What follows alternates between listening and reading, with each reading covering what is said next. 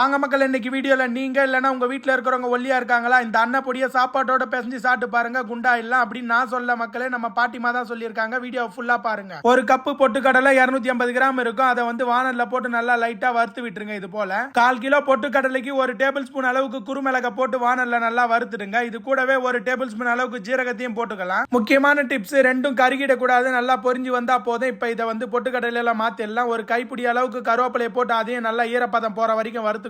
நிழல்ல கருவேப்பிலையை காய வச்சு கூட யூஸ் பண்ணிக்கோங்க. இப்ப கருவேப்பிலை நல்லா வறுபட்டுச்சு. இதை வந்து பொட்டுக்கடலை கூட போட்டுருவோம். இது கூடவே 1/4 ஸ்பூன் அளவுக்கு பெருங்காயத்தூள், 1/2 ஸ்பூன் அளவுக்கு உப்பு போட்டுடலாம். இது எல்லாத்தையும் மிக்ஸி ஜார்ல போட்டு நல்லா ஃபைன் பவுடரா அரைச்சுக்கோங்க. இந்த பொடியோட மகத்துவம் என்னன்றத நீங்களே காதால கேளுங்க மக்களே.